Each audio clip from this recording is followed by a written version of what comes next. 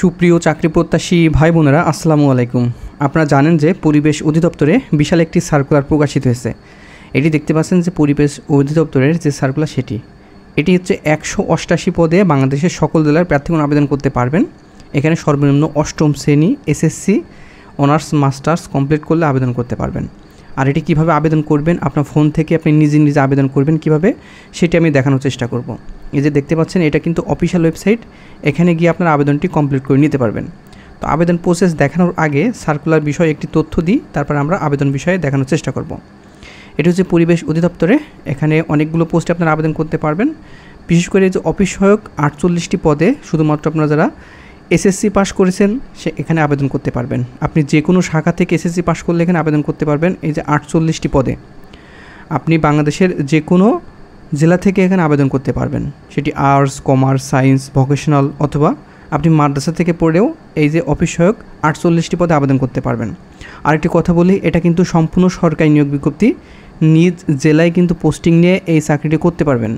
আপনারা চান যে ভাইয়া নিজ জেলায় কোন চাকরিগুলো করতে পারবো, এই যে পরিবেশ অধিদপ্তরের নিজ জেলায় চাকরি নিয়ে আপনি করতে পারবেন, ঠিক আছে। তো এখানে 188 পদে আবেদন করতে পারবেন। তারপরে ল্যাব অ্যাটেন্ডেন্ট 16 জন নেবে, ক্যাশ সরকার নেবে 1 জন, প্রসেস সার্ভার নেবে 2 জন, গাড়ি চালক নেবে 1 জন, স্টোর কিপার নেবে 5 জন, ক্যাশিয়ার নেবে 3 পদে। তারপরে লাইব্রেরি সহকারী নেবে 1 পদে, নমুনা সংগ্রহকারী খুব ভালো একটি পোস্ট 32 জন নেবে। কোনো শিক্ষিত বোর্ড হইতে ন্যূনতম দ্বিতীয় বিভাগ বা সমানের জিপিএ সহ বিজ্ঞান বিভাগ থেকে উচ্চ মাধ্যমিক সার্টিফিকেট বা সমান পরীক্ষা উত্তীর্ণ হতে হবে। এখানে আপনার অবশ্যই বিজ্ঞান বিভাগ ছাড়া আবেদন করতে পারবেন না, শুধুমাত্র নমুনা সংগ্রহকারী 32টি পদে। তারপর অফিস সহকারী কাম কম্পিউটার মুদ্রাক্ষরিক 1 পদে আবেদন করতে পারবেন। ডাটা এন্ট্রি অপারেটর এখানে 33 পদে আবেদন করতে পারবেন। এখানেও আপনি এইচএসসি পাস করতে হবে এবং কম্পিউটার সার্টিফিকেট থাকতে হবে। তারপর গবেষণা সহকারী নিবে 17 পদে, ড্রাফটম্যান নিবে 1 পদে, উচ্চমান সহকারী নিবে 3 পদে। তারপরে লিপিকার কাম কম্পিউটার অপারেটর নেবে 11 জন। তারপরে হিসাব রক্ষক নিবে 13টি। এই সর্বমোট আপনারা এখানে 188 পদে আবেদন করতে পারবেন।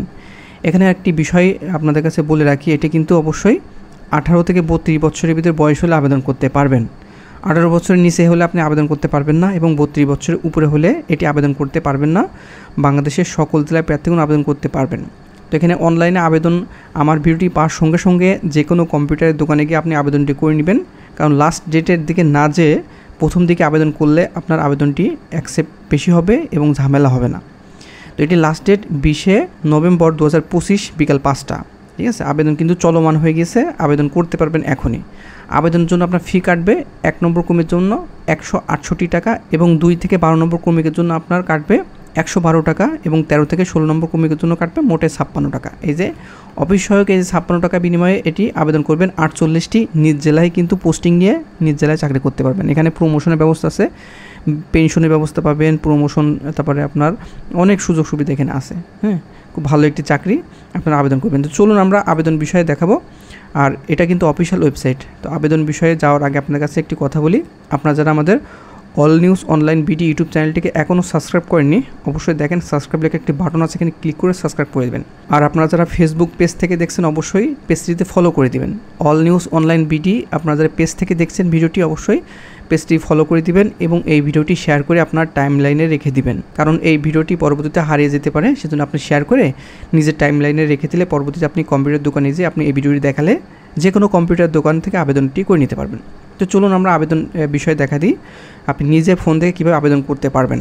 তো আপনি গুগলে সার্চ দিবেন doe.teletalk.com বিডি, সার্চ দেওয়ার পরে এই যে অফিসিয়াল ওয়েবসাইটটি চলে আসবে। আসার পরে প্রথমে অ্যাডভার্টাইজমেন্টে ক্লিক করলে আপনি যে সার্কুলার সেটি আপনি দেখে নিতে পারবেন, কোন পদে আবেদন করবেন সেটি আপনি দেখে নেবেন কত নম্বর ক্রমিকে। তারপরে আপনি নিচে অ্যাপ্লিকেশন ফর্মে ক্লিক করবেন। ক্লিক করার পর একটি রেফারেন্স আইডি আসবে, একটা চেক বক্স আসবে, এখানে ক্লিক করে নেক্সট বাটনে ক্লিক করে দিবেন। ক্লিক করার পরে অ্যাভেলেবেল পোস্ট, সকল পোস্ট এখানে শো হবে। আপনি যেটা আবেদন করতে চান সেটি আপনি ক্লিক করে দিবেন। যদি আপনি অফিস সহায়ক আবেদন করতে চান, এখানে চেক বক্স আছে, এখানে ক্লিক করে নেক্সট বাটনে ক্লিক করে দিবেন। দেওয়ার পরে আপনার পোস্টের নাম, অফিস সহায়ক বা অফিস সাপোর্ট স্টাফ, ইয়েস অথবা নো দুইটা অপশন আসবে, অবশ্যই নোতে ক্লিক করে নেক্সট বাটনে ক্লিক করে দিবেন। দেওয়ার পরে প্রথমে নেম অফ দ্য পোস্ট আপনি ভালো করে দেখে নেবেন যে এখানে আপনি যে পদে আবেদন করছেন সেই পোস্টটি সঠিক আছে কিনা। তারপর এখানে অ্যাপ্লিকেন্ট নেম, আপনার নাম ইংরেজিতে দিবেন, তারপর আপনার নাম বাংলায় দিয়ে দিবেন। তা ফাদার্স নেম আপনার পিতার নাম ইংরেজিতে দিবেন, তারপরে পিতার নাম বাংলাইতে দিবেন। তা মাদার্স নেম ইংরেজিতে দিবেন এবং মাদার্স নেম বাংলাইতে দিবেন। তারপরে ডেট অফ বার্থ, আপনার ডেট অফ বার্থ অবশ্যই প্রথমে মান্থ হবে, তারপরে তারিখ হবে, তারপর ইয়ার হবে। এটা কিন্তু উল্টো, হ্যাঁ, প্রথম মান্থ মানে মাস, তারপরে তারিখ, তারপর বছর, এভাবে আপনি আপনার ডেট অফ বার্থ দিবেন। আপনার সার্টিফিকেটে আছে সেটি আপনি এখানে দিয়ে দিবেন। তারপর রিলিজিয়ন, আপনি কোন ধর্মের অনুসারী সেটি আপনি নিজ নিজ ধর্ম এখানে সিলেক্ট করে দিবেন। এখানে পুরুষ অথবা মহিলা উভয় আবেদন করতে পারবেন। আপনি পুরুষ হলে মেল এবং মহিলা হলে ফিমেল দিয়ে দিবেন। ন্যাশনাল আইডি কার্ড যদি থাকে ইয়েস দিবেন, আর এই ঘরে ন্যাশনাল আইডি কার্ড দিয়ে দিবেন।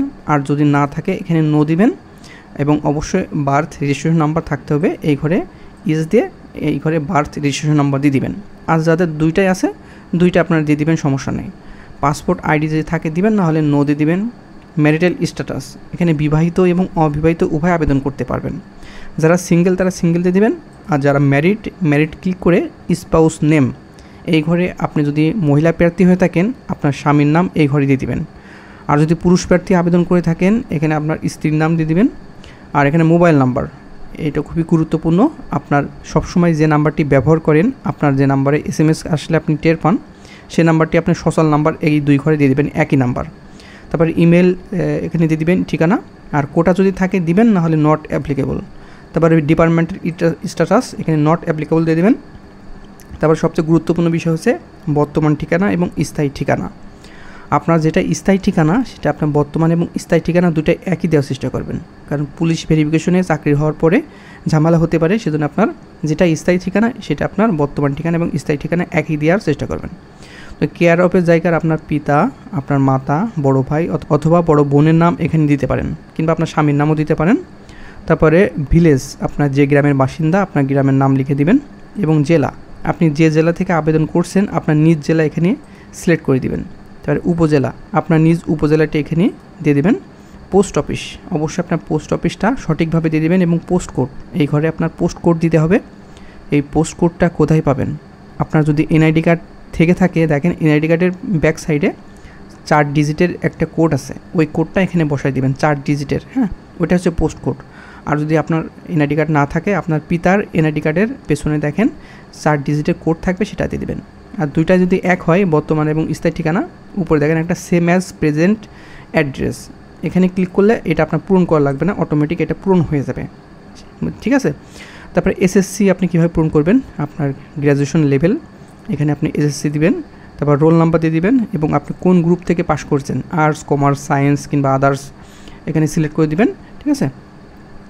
এখানে সায়েন্স হলে সায়েন্স দিবেন, কিংবা আপনি others, business studies, general, humanities, আপনি যদি আর্টসে থাকে হিউম্যানিটিস দিয়ে দিবেন। তার বোর্ড, আপনি কোন বোর্ড থেকে পাস করছেন আপনার বোর্ডটি এখানে সিলেক্ট করে দিবেন।